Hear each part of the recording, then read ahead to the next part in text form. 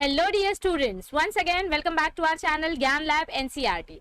आज हम आपके लिए लेकर आए हैं आपका चैप्टर नंबर 7 इवोल्यूशन वाले चैप्टर का MCQs part 2 for NEET 2022 students, जिसमें हम सिर्फ और सिर्फ सॉल्व करेंगे आपके previous year questions. I hope आपने पार्ट 1 सेशन अच्छे से सॉल्व किया होगा। सीईटी वाला भी अपना ये चैप्टर कंप्लीट हो गया है, नीट का भी पार्ट 1 सेशन हमने कंप्लीट कर लिया है। अब आज हम देख लेते हैं इसका फाइनल पार्ट 2।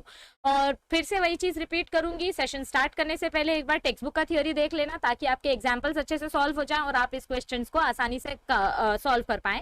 और दूसरी इंपॉर्टेंट चीज, तुम लोग मार्क्स कमेंट नहीं करते हो। जल्दी जल्दी से अपने सेशन सॉल्व करो और कमेंट में अपने मार्क्स जरूर बताया करो, तो मुझे पता चलेंगे कि आपकी परफॉर्मेंस कैसे चल रही है और कौन बच्चा कितना ज्यादा आगे बढ़ रहा है। So all the best for your MCQ session. Let's start with your session. Okay, so ये रहा अपना पहला सवाल। In the case of peppered moth, यानी कि Biston betulia and black colored moth, form became dominant over the light colored form in England during industrial revolution। तो black वाला insect light वाले insect से ज्यादा dominant हो गया था। ये किसके वजह से हुआ था?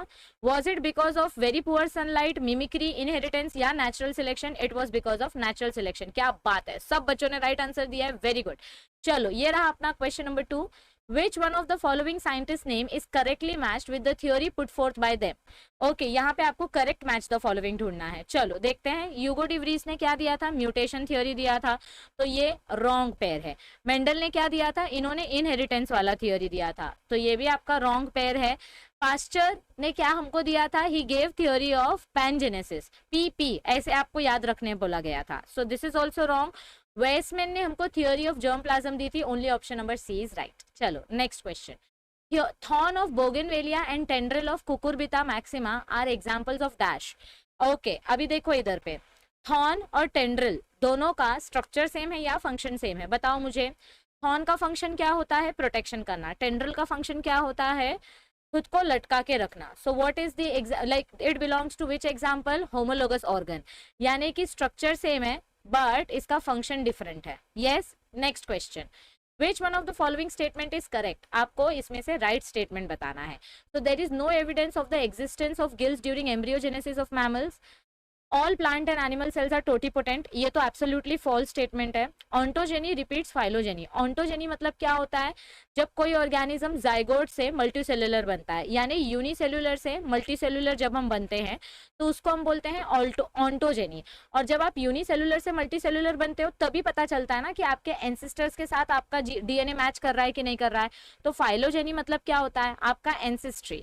तो ऑन्टोजेनी के वजह से फाइलोजेनी पता चलती है। So this is the correct statement. Stem cells are not specialized cells, they are totipotent cells. तो ये भी रॉन्ग है, बाकी के सारे स्टेटमेंट्स रॉन्ग है, only C is right. Next question. The concept of chemical evolution is based on dash. Chemical evolution किसके ऊपर बेस्ड है? ऑर्गेनिक एवोल्यूशन हमने देखा था कि it is based upon methane gas, but chemical evolution किसके ऊपर बेस्ड है? Is it based on water, air, clay और सोलार रेडिएशन और बाय सुटेबल कॉम्बिनेशन केमिकल्स या क्रिस्टलाइजेशन ऑफ केमिकल्स? क्या आएगा इसका answer? Option number C, under suitable environmental condition. Next question, 2007। The finches of Galapagos Island provide an evidence in the favor of dash। Galapagos Island यानी Darwin's finches, इनका हमको क्या example पता चलता है कि इन्होंने अडेप्टिव रेडिएशन की वजह से अपना स्ट्रक्चर बदला। और इनका ये अडेप्टेशन कब देखने को मिला? जब इनके रहने की जोग्राफिकल लैंड चेंज हुई। So it was a result of biogeographical evolution. Option number C is correct. Next question. When two species of different genealogy यानी कि different genus they come to resemble each other as a result of adaptation, जब दो species अलग अलग genus की same adaptation दिखाती है, same structure दिखाती है, तो इसको हम कौन से टाइप का फिनोमिनन बोलते हैं?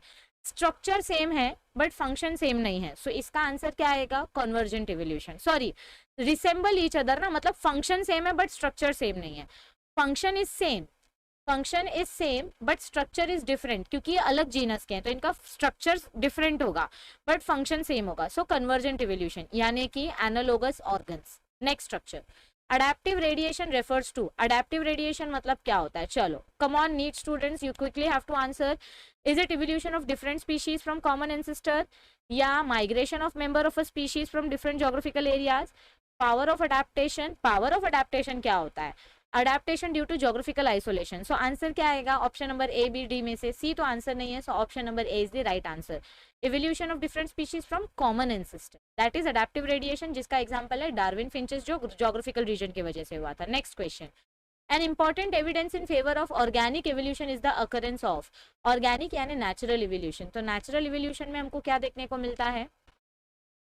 Yes, which is the important proof of organic evolution? Which kind of organs are seen? Yes, homologous and vestigial organs, यानी same organ but different function and useless organ, इससे पता चलता है कि organic evolution हुआ है। Next question, which of the following amino acid was not found to be synthesized in Miller's experiment? Miller के experiment में 5 टाइप के अमीनो एसिड्स बने थे, alanine, aspartic acid, glycine, yes alanine 1 2 3, lysine, पर कौन सा अमीनो एसिड नहीं बना था? चलो इसका हिंट तो मैंने आपको पहले ही दे दिया, which amino acid was not found to be synthesized? Option number D, glutamic acid. Next question, Jurassic period of the Mesozoic era is characterized by, Jurassic period में हमने क्या देखा था? जुरासिक पार्क मूवी देखा है ना, उसमें डायनासोर्स थे, तो जुरासिक पीरियड में हमने क्या देखा था?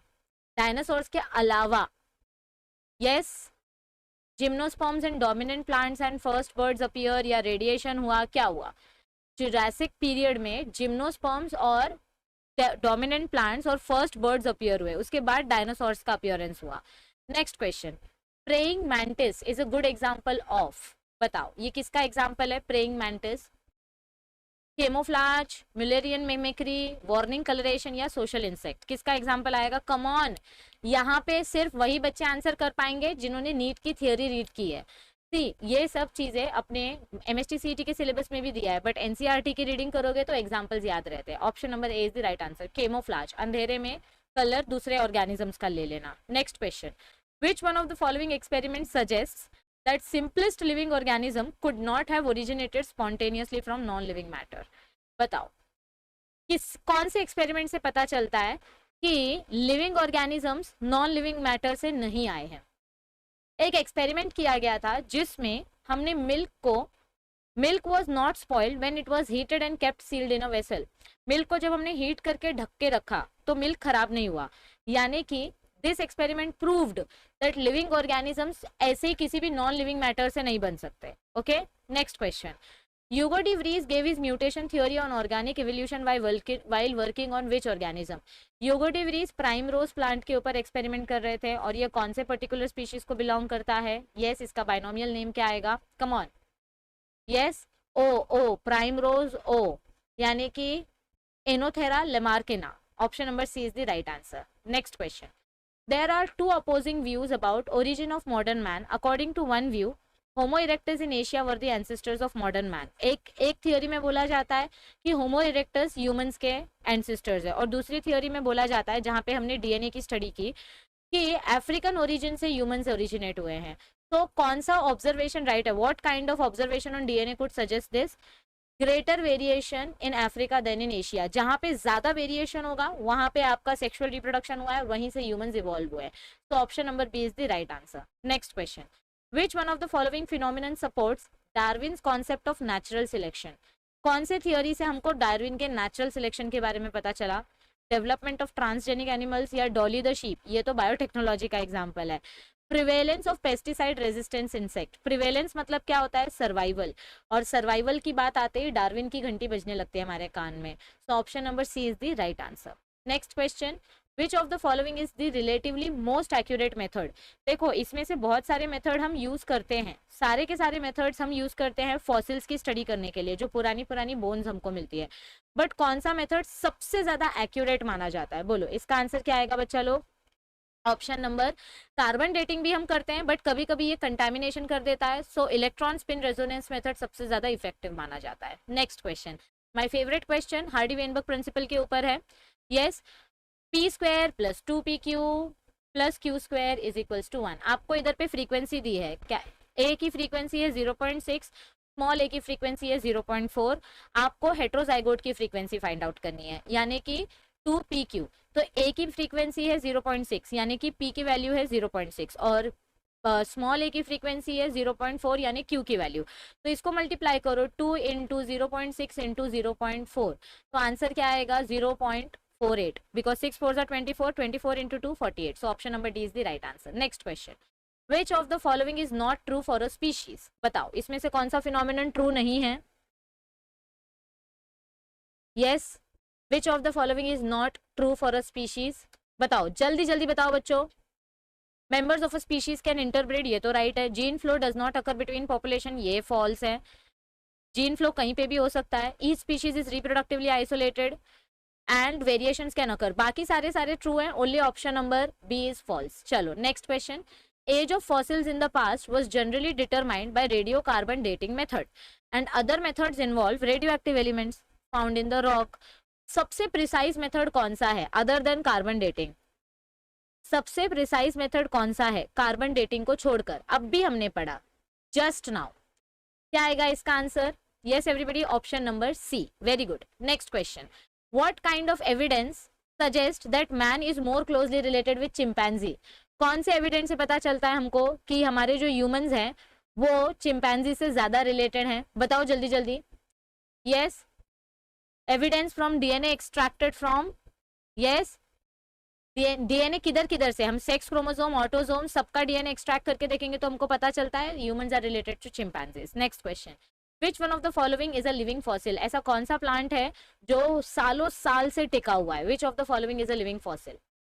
यस, सैक्रोमाइसिस तो शॉर्ट टर्म होता है. स्पाइरोगेरा भी एकदम शॉर्ट टर्म होता है, असेक्सुअल रिप्रोडक्शन करता है. मॉस भी एक टाइप का आपका स्मॉल टर्म लिविंग प्लांट है. सो और आंसर क्या आएगा? कौन सा प्लांट है लिविंग फॉसिल? साइकस. यस, हजारों साल से ये प्लांट एग्जिस्ट कर रहा है. Next question. According to Oparin and Haldane theory which one of the following was not present in primitive atmosphere? Primitive यानी कि एकदम ओरिजिनल एटमॉस्फेयर. सबसे पहले कौन सा इसमें से कंपोनेंट प्रेजेंट नहीं था? कार्बन था, हाइड्रोजन था जिसकी वजह से मीथेन गैस बना, नाइट्रोजन प्रेजेंट था. बट इसमें से कौन सा कंपोनेंट प्रेजेंट नहीं था? ऑक्सीजन प्रेजेंट नहीं था. Next question. Diversification in plant life appeared. Plants के लाइफ में हमको अलग अलग वेराइटी कब देखने को मिलती है? Yes, due to long period of evolution, due to mutation, suddenly या by seed dispersal. Plant life में हमको वेरिएशंस या डाइवर्सिफिकेशन कब देखने को मिलते हैं? इवोल्यूशन के वजह से, due to long period of evolutionary changes. तो यहाँ पर होता है आपका पार्ट 2 खत्म. Congratulation everybody. जल्दी जल्दी सब लोग कमेंट सेक्शन में अपने मार्क्स कमेंट करके बताएंगे फटाफट से, तो ही मैं आपके लिए नेक्स्ट एमसीक्यू सेशन लेके आऊंगी. जल्दी जल्दी सब लोग मार्क्स कमेंट करो. आई होप आपने अब तक हमारे लाइव बफरिंग चैनल को सब्सक्राइब करके रख दिया होगा. आपके लिए अमेजिंग वीडियो आने वाली है यहाँ पर. और चैनल पे न्यू हो तो चैनल को सब्सक्राइब करो अपने फ्रेंड्स के साथ. अब तक चैनल को शेयर नहीं किया है तो जल्दी जल्दी चैनल को शेयर करो. वीडियो अच्छी लगे तो वीडियो को लाइक कर देना. आपका इस साल का कट ऑफ काफी ज्यादा हाई जाने वाला है तो इसको फॉर ग्रांटेड मत लो और जितना हो सके उतना अपनी प्रिपरेशन को एकदम जोरों शोरों से चालू रखो. सो मिलते हैं जल्दी. Bye bye everybody. All the best. Take care. Thank you. See you soon.